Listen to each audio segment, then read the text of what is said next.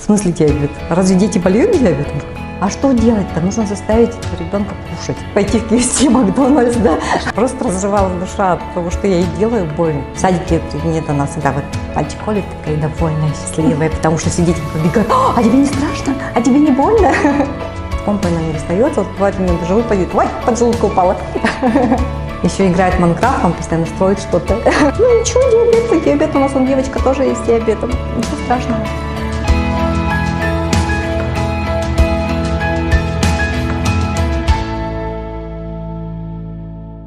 Здравствуйте, Мария. Спасибо, что согласились стать гостьей проекта «Харысхал. Особенные мамы». Здравствуйте. Давайте для начала расскажем о вашей дочери. Я знаю, что ее зовут Таисия, ей 12 лет, и что 10 из них вы живете с диагнозом сахарный диабет. Да. Расскажите, пожалуйста, как вот все это начиналось?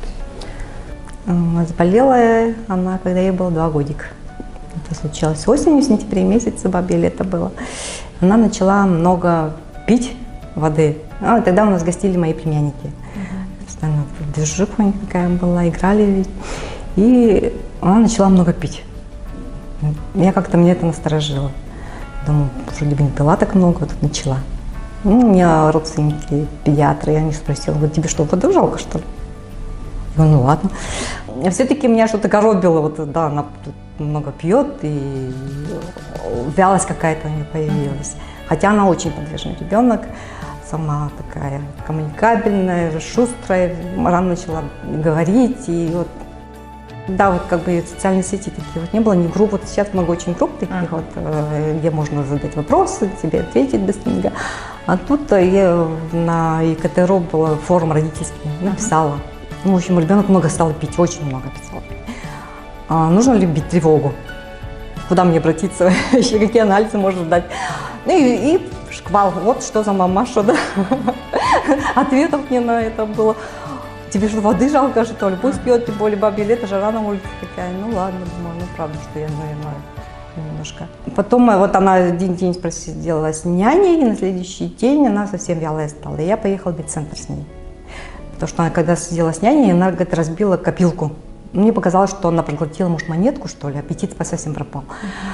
И повела ее в медцентр. А привезли в медцентр, мне сказали, что нет, все, инородного дела нет.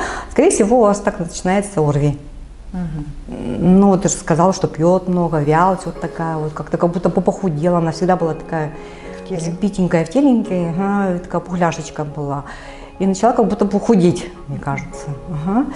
Ну, естественно, она мало кушает, естественно, ну, это логично, что худеет. Вызовите педиатра своего. Вызвала педиатра, она мне тоже говорит: ну, у вас такое и начинается. Дайте ей что-нибудь такое, что она любит больше всего. Дайте какие-нибудь сиропчики такие, да, сладенькие, чтобы аппетит возбудить. Ну, и мама побежала сразу в аптеку, сиропчиками накормила. В эту ночь ей стало плохо. Она рвало. Страшно, вызвали скорую, естественно, живет ребенка, вызвали, увезли инфекционку. Приехали в инфекционку, и там приемный покой, и женщина сразу говорит: что у вас, говорит, диабет? Я говорю: какой диабет? В смысле диабет? Разве дети болеют диабетом? Еще как болеют. Тут же она взяла анализы у нас, отправила в лабораторию, пока мы ждали приемный покой, никуда нас не отправляла.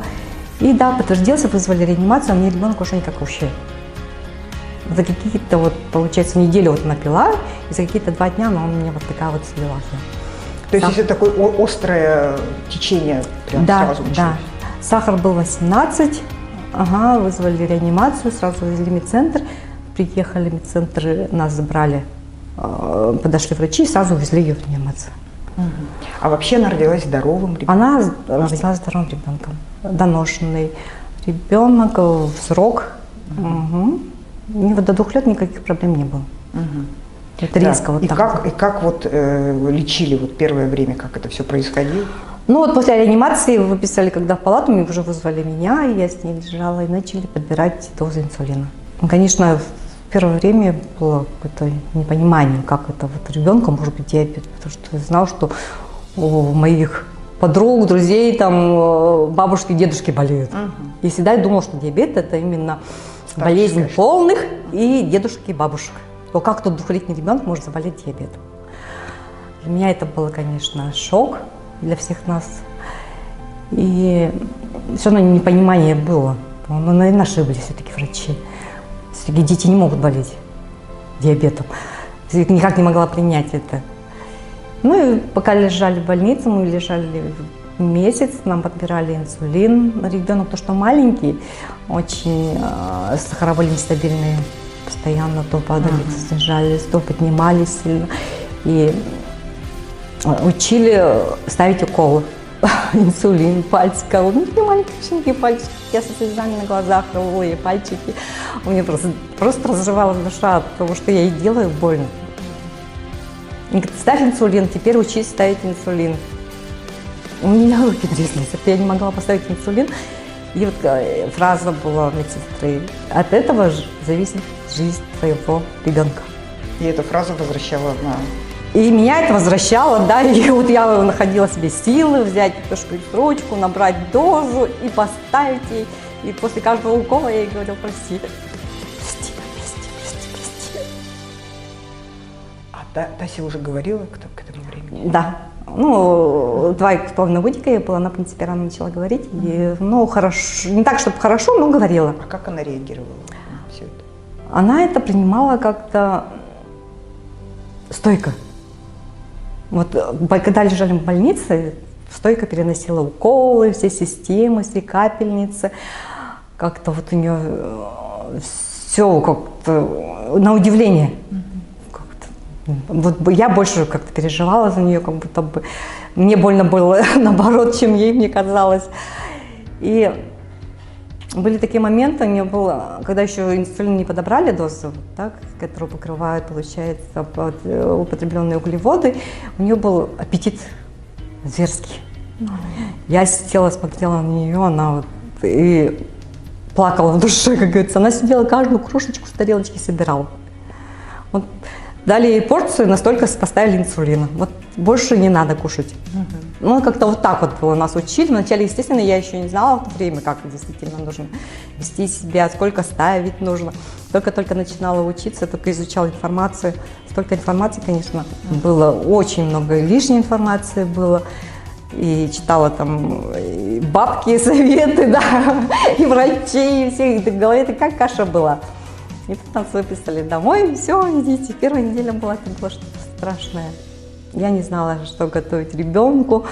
Начинала перебирать это. Вот тогда вот начала активно пользоваться интернетом, вообще, чем кормить таких детей. Потому что тем более ребенок. Сейчас она хочет кушать, а потом она не хочет кушать. Я бывает поставлю ей инсулин, а я не буду кушать. Я не хочу. А что делать-то? Нужно заставить этого ребенка кушать. Потому что инсулин поставила, она может уйти в гипо, потерять сознание. Потому что инсулин поставлен, а углеводов-то нет. Расскажите, пожалуйста, вот в общих словах, да, какие проявления у сахарного диабета у ребенка?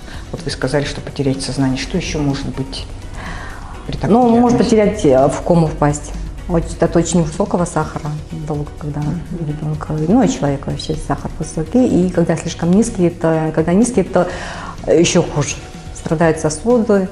Получается, сосуды, это все побочка действует на глаза, на почки. Ну, это страшно, конечно.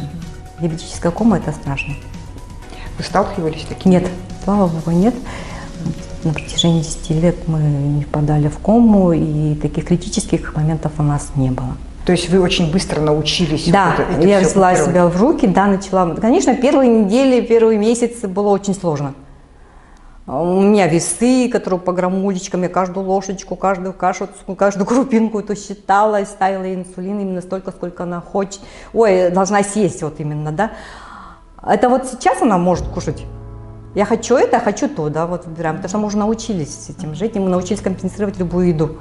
А на тот момент, когда мы выписались, я только могла там макароны сварить, гречку сварить, да, рис и то. Вот рис, там очень много углеводов, поднимает сильно сахар. Картошка тоже много сильно поднимает сахар. Да, о конфетках и речи не было. А какие ограничения, кроме конфет? И вот... Ну, в принципе, главная компенсация. Правильно компенсировать, можно кушать конфетки, можно кушать, мы сейчас можем побаловать себя и вредностями, да, пойти в KFC, Макдональдс, да. А что вы компенсировать? Компенсировать – это вот сколько ты съел углеводов, это нужно покрыть инсулином. У здорового человека, когда он съедает, принимает пищу, поджелудочная начинает вырабатывать инсулин. И он покрывает, естественно. А у диабетика поджелудочная не работает, она не выбрасывает, это получает инсулин извне. И вот мы сколько посмотрели в тарелочку, сколько у нас еды, и поставили на нее только инсулин, только на эту еду. Лишнее она уже не может, допустим.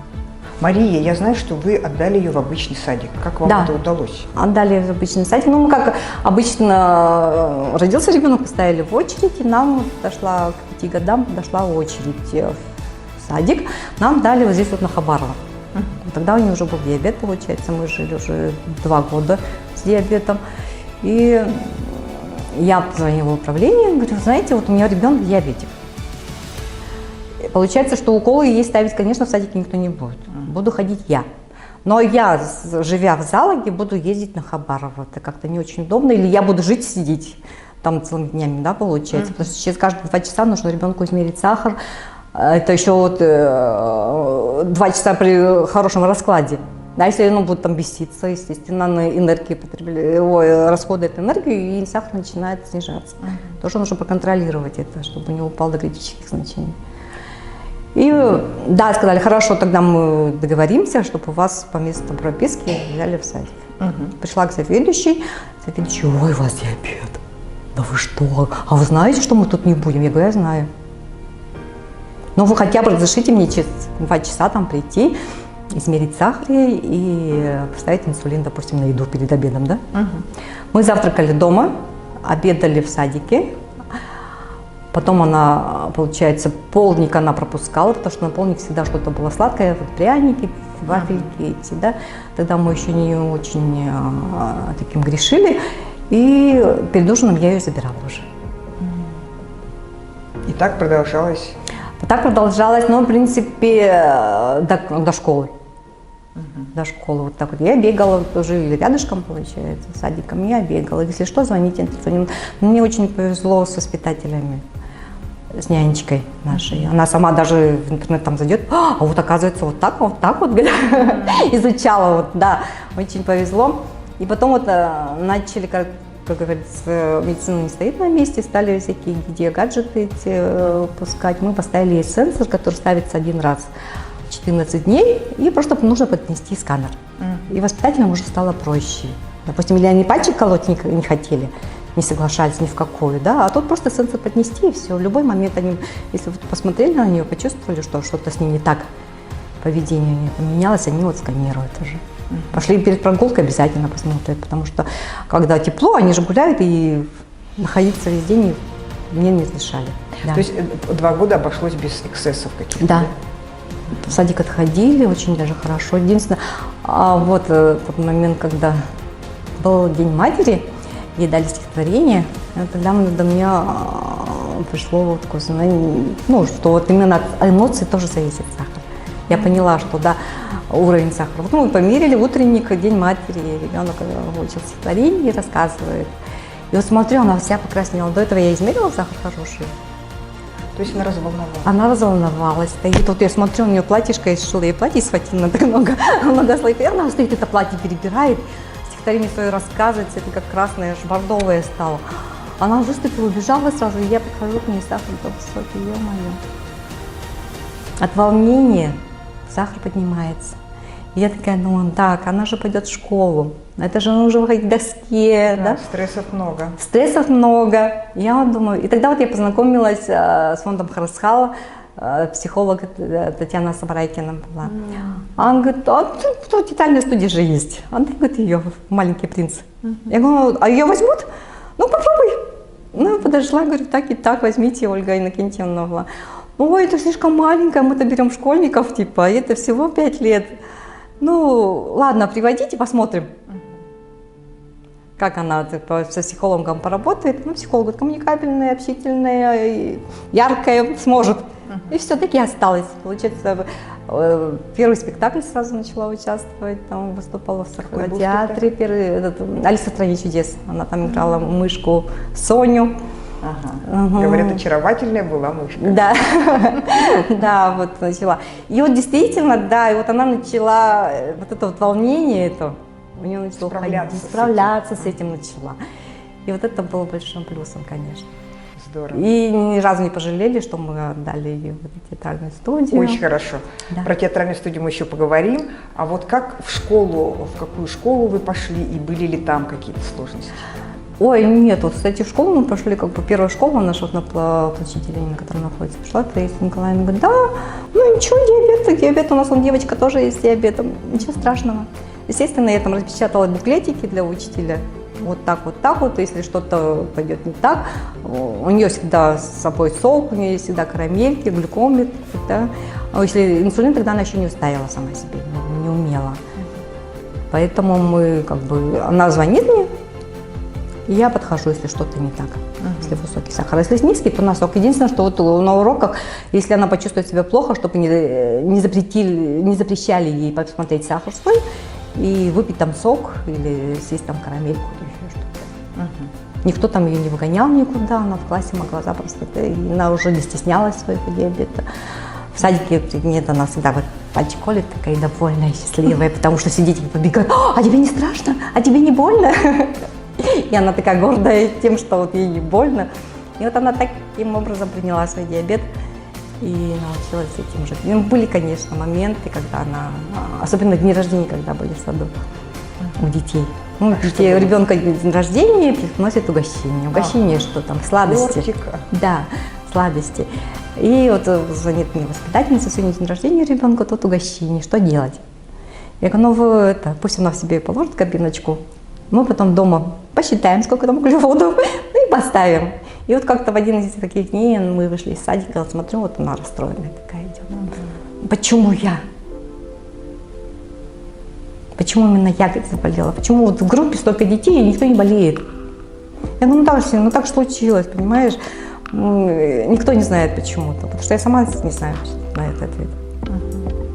Как я могу ответить ей? Как она восприняла, то есть вот как вообще ребенку можно объяснить? Ну, я объяснила, как могла. Да.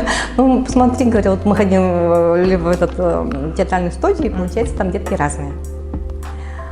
Кто-то колясочник, да, у кого-то со зрением не очень, да, у кого-то плохо слышит кто-то, да. Вот я говорю, Настя, ну посмотри, вот, допустим, ножки не входят, да, и так хочется побегать, говорю, а у тебя ножки есть.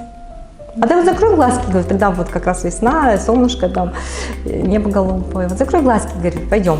Она закрыла глазки, говорит, что ты видишь? Я говорю, ничего не вижу. Ну, представь, какой-то ребеночку, который не видит, как он жуется, говорю. А у тебя всего-навсего, говорю, поджелудочная железа немножко не работает, который инсулин мы сами можем ставить, говорю. Но я же не говорю тебе, я же не запрещаю тебе кушать эту конфетку, да? Мы поставим его позже, потому что воспитательница не может посчитать, сколько там углеводов. А я пришла тебе, посчитала и поставила тебя на нее, и ты съела эту конфетку. Ну да, вообще-то, говорит. Ну и настроение сразу не повысилось. Довольно счастливая пошла дальше. Очень хорошо. А когда она научилась сама делать себе уколы? В каком возрасте? Так, ну вот годам 9-10, в принципе, она уже могла. Но то, что я рядом, она как бы, ну, мама сделает, мама поставит, да? Когда меня нет, она, конечно, может поставить. А как это происходит? Куда она ставит? Ну, когда ей было 3 годика, мы поставили инсулиновую помпу. Сейчас ставят по ОМС, мы тогда покупали сами ее.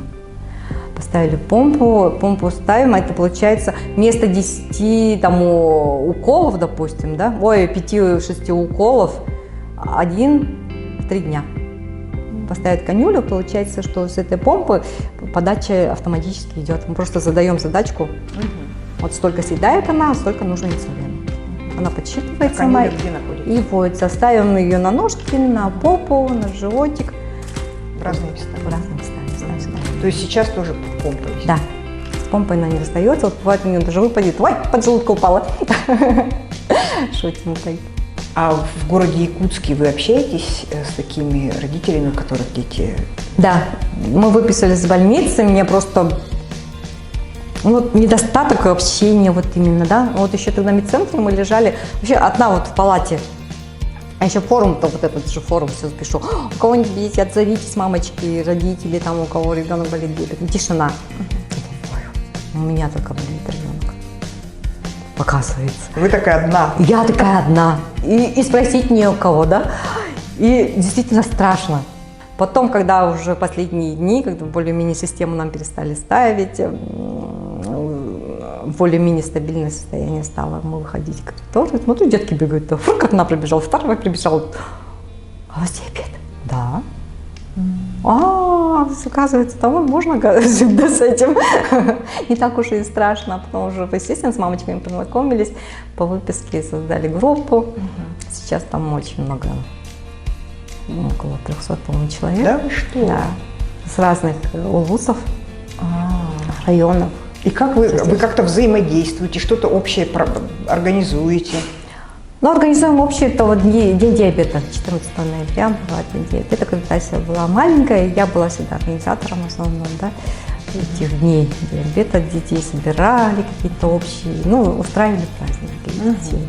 Для родителей это были, приглашали там эндокринологов, естественно, это у нас врач молодая Местникова Мария Васильевна, она, потом у нас представители компаний, которые поставляют нам инсулины.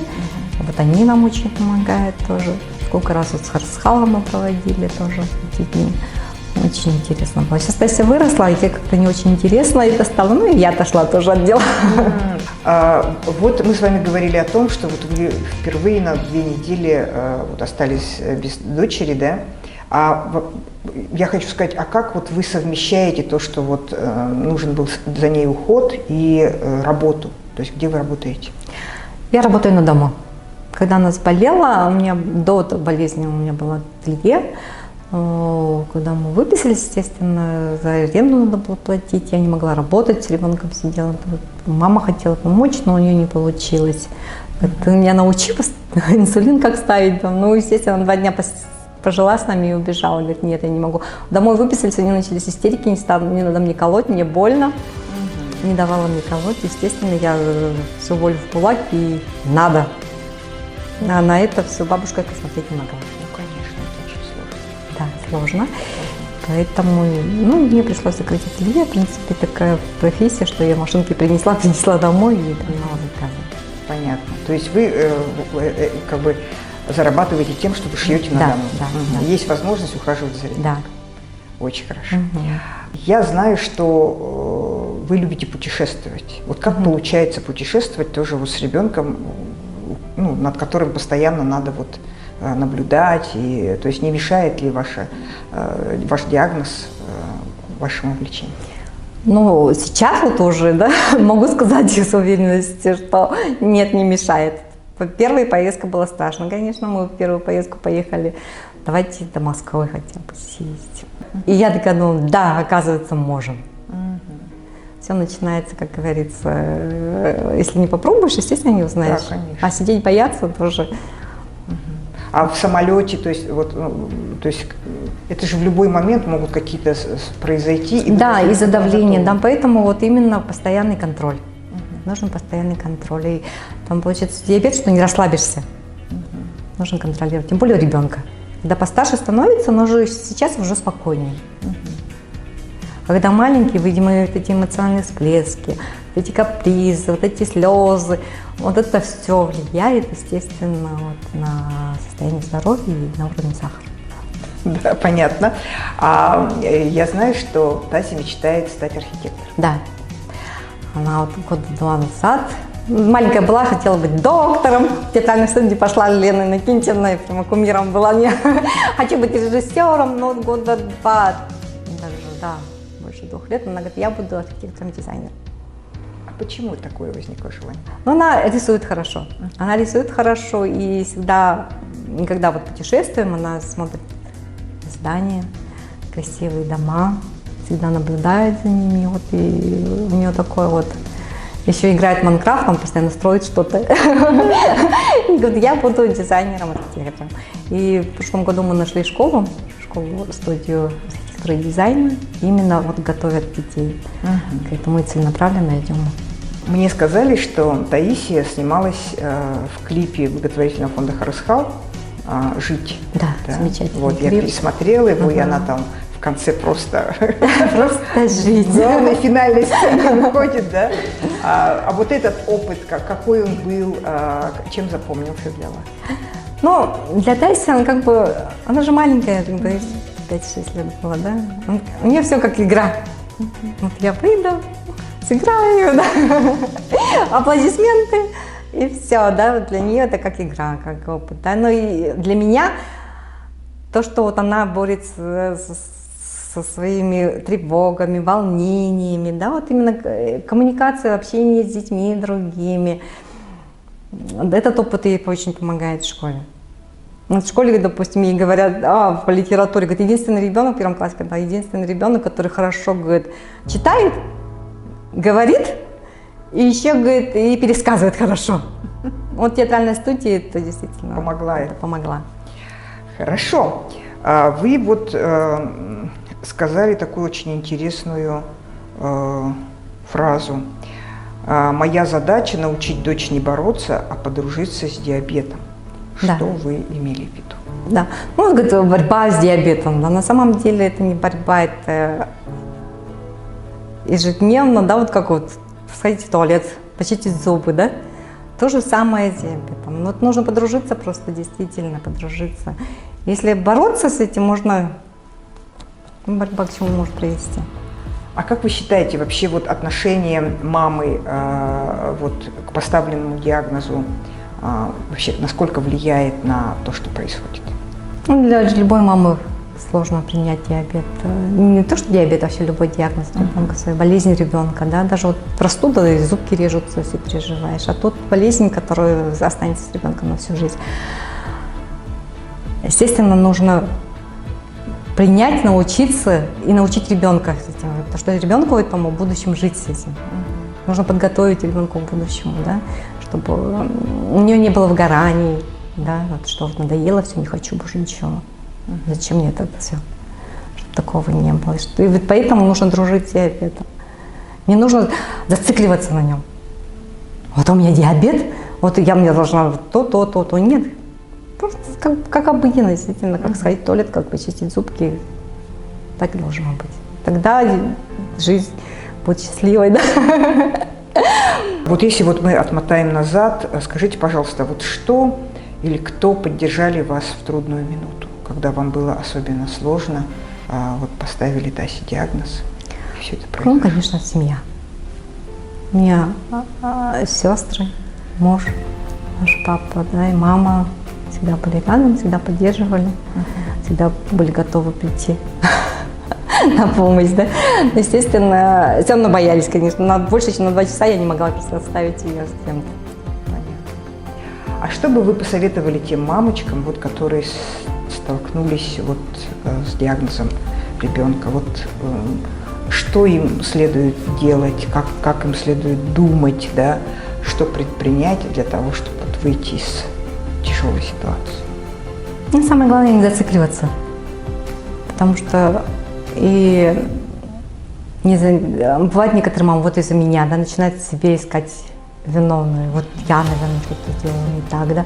Вот, может быть, винить себя начинает. Вот, ну, такого, конечно, не надо, потому что это влияет на ваше состояние эмоциональное и на состояние ребенка. Потому что ребенок сам считывает состояние родителя своего, да, правильно? Мама особенно. И, как я говорила, что не бороться с диабетом, а подружиться с диабетом. Тогда действительно будет все хорошо. Здорово. Спасибо вам большое. Мария, было очень интересно. Вообще мне очень нравится, что вы такая позитивная и так хорошо об этом говорите. Спасибо.